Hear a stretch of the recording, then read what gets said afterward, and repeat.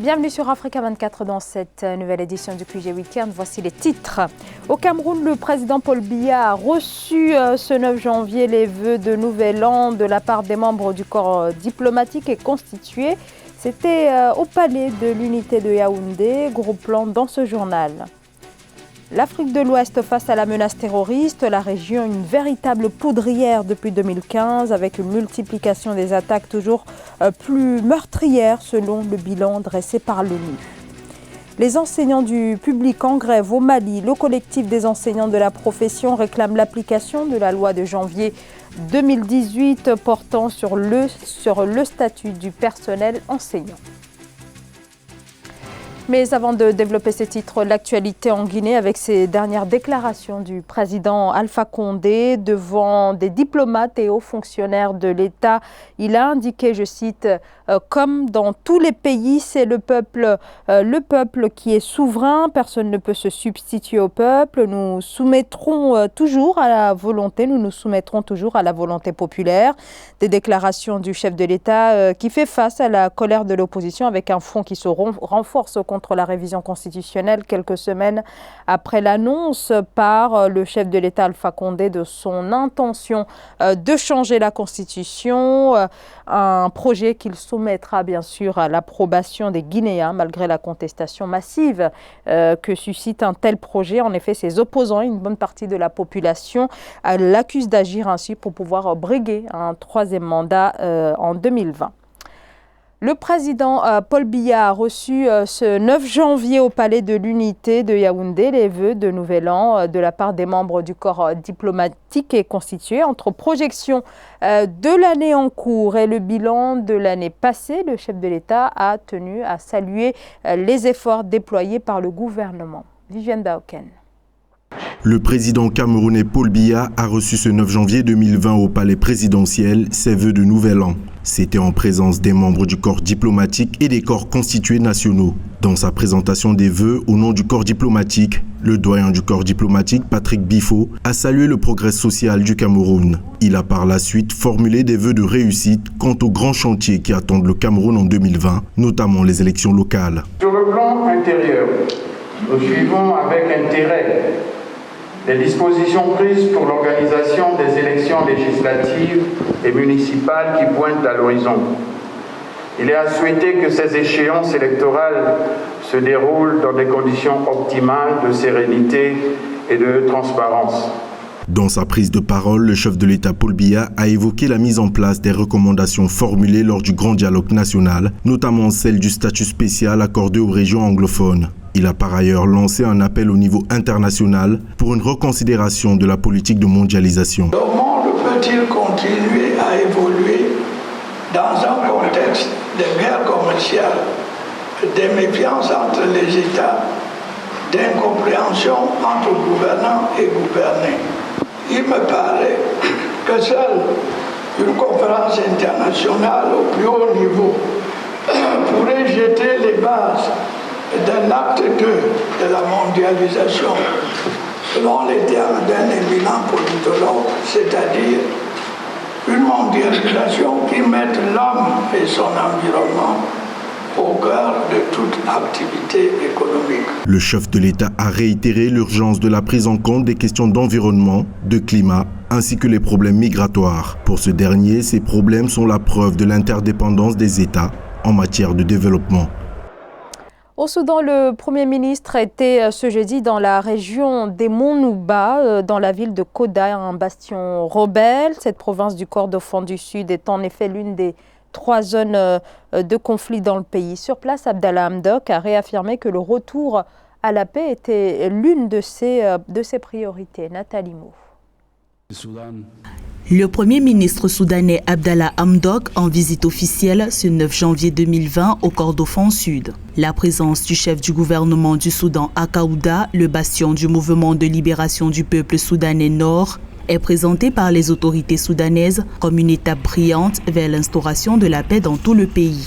La visite du Premier ministre soudanais dénote d'un acte politique de forte ampleur sur le plan symbolique parce que Kordofan représente le point de discorde longtemps revendiqué par les deux États et où l'accord de Naivasha de 2005 avait été signé mettant fin à la guerre entre le Sud et le Nord dans l'optique d'une éventuelle transition. La visite du Premier ministre soudanais au Kordofan Sud intervient alors que les discussions entre le gouvernement et les groupes armés rebelles sont suspendues à Juba, au Soudan du Sud. Des observateurs estiment qu'il serait opportun que les partis évoluent sur la question de la laïcité du Soudan, ainsi que d'autres points de discorde qui demeurent en suspens. Il faut souligner qu'il sera question pour le Premier ministre soudanais d'initier des discussions avec les mouvements armés. Enfin, la symbolique de cette visite peut s'inscrire sous le prisme de la volonté d'une paix globale, puisque toutes les questions seront sur la table des discussions.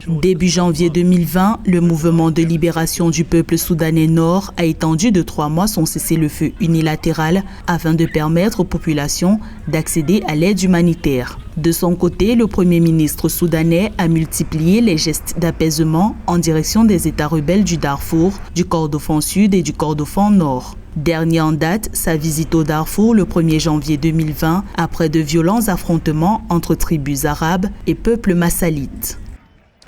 En 3 ans, le nombre de victimes d'attaques terroristes a été multiplié par 5. Au Mali, au Burkina Faso et au Niger, le bilan est terrible. Plus de 4000 morts, toutes des victimes des groupes terroristes qui sévissent dans la région où des zones entières continuent d'échapper aux États. Aïssatou Bari. Le nombre de victimes des attaques terroristes n'a de cesse de croître. Au Burkina Faso, au Mali et au Niger, le nombre de victimes a été multiplié par 5 depuis 2016. Quelques 4000 décès ont ainsi été signalés en 2019 contre 710 en 2016 et ce, malgré l'engagement des dirigeants de la sous-région, mais également les partenaires internationaux à apporter un soutien accru à la lutte contre le terrorisme. Le nombre de personnes assassinées au Burkina Faso est passé d'environ 80 en 2016 à plus de 1800 en 2019. Des efforts nationaux, régionaux et internationaux accrus sont nécessaires pour consolider une paix fragile et remédier aux défis majeurs de développement. Le nombre de déplacés internes dans ces 3 pays a également été décuplé pour atteindre environ 1 demi-million.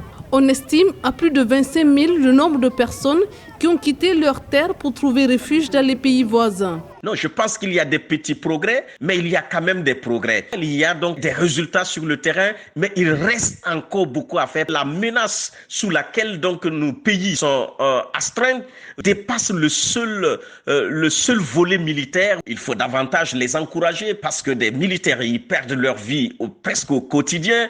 Des familles sont endeuillées pour justement défendre une cause. Jeudi 9 janvier 2020, le camp militaire de Chinégodar, dans la région de Tillabéri au Niger, proche de la frontière malienne, a subi une attaque terroriste qui a fait, selon les autorités, 25 morts et 6 blessés dans les rangs de l'armée nigérienne et 63 terroristes abattus. Cette attaque a lieu 1 mois seulement après celle qui a fait 71 décès dans les rangs des forces armées nigériennes à Inates. Un mouvement de grève a débuté lundi au Mali à l'appel du collectif des syndicats d'enseignants du public. Une grève qui pourrait être reconduite par les enseignants qui réclament l'application de la loi de janvier 2018 portant sur leur statut. Reportage de notre correspondant au Mali, Mokhtar Bari. Depuis le 6 janvier 2020, les écoles publiques maliennes sont de nouveau paralysées par une grève de 5 jours des syndicats d'enseignants signataires du 15 octobre 2016. Ils exigent l'application immédiate de l'article 39 de la loi numéro 2018-007 du 16 janvier 2018 portant statut du personnel enseignant de l'enseignement secondaire, fondamental et de l'éducation préscolaire et spéciale. Donc aujourd'hui, le constat c'est que le gouvernement du Mali a accordé approximativement 20% à partir de 2019 à ceux de fonctionnaires qui sont régis par le statut général et 9% à partir de janvier 2021 à partir de janvier 2021 à ceux qui sont encore gérés par le statut général. Et ce sont ces mêmes proportions que nous demandons et c'est ce qui nous revient de plein droit. Cet article stipule que toute majoration de rémunération des fonctionnaires relevant du statut général des fonctionnaires s'applique de plein droit au personnel enseignant de l'enseignement secondaire, fondamental et de l'éducation préscolaire spéciale. Cette grève se tient seulement à moins d'une semaine du discours du chef de l'État appelant à une trêve sociale. Nous disons au président de la République, dura lex, sed lex, comme lui-même il aime bien le dire. C'est ça. Aujourd'hui, nous demandons l'application de la loi. Et il faut que ça s'applique. Ça n'a aucun lien avec une trêve ou quelqu'un ou autre chose qu'on veut demander. Les négociations sont en cours pour la suspension de la grève face à des enseignants qui entendent renouveler leur mot d'ordre de grève le 21 janvier 2020. Porto Novo aux couleurs de la fête vaudoune, une fête importante célébrée tous les 10 janvier. Elle met notamment à l'honneur les religions traditionnelles. Et cette année, à l'occasion de cette fête, le ministère du Travail et de la Fonction publique a déclaré cette journée chômée et payée. Notons que c'est en 1995 que cette journée a été initiée par l'ancien président Nicéphore Soglo. Le riche patrimoine culturel du Bénin exposé donc à Porto Novo à l'occasion de la nouvelle édition du Festival international de la culture, des arts et de la civilisation du Vaudoune qui se poursuit jusqu'au 10 janvier. Sur place, l'engouement du public qui découvre ou redécouvre avec beaucoup d'intérêt la diversité culturelle de ce pays. Reportage notre correspondant Lefti Ounou. À Porto Novo, la capitale administrative du Bénin, le jeu de société dénommé Ouvert est revisité au cours du Festival international de Porto Novo, édition 2020. Ce jeu qui fait appel à l'intelligence se pratique entre deux équipes de joueurs. Ils s'affrontent à l'extrémité d'une petite superficie rectangulaire à l'aide de 288 noix au vert. Objectif, engranger des points au tir en pointant les noix principales disposées dans la surface du jeu. Le jeu mobilise 10 lanceurs par équipe. C'est un jeu ancestral. Après le décès de nos aînés, nous avons pris la relève. Le jeu OV prône l'union. On doit le pérenniser.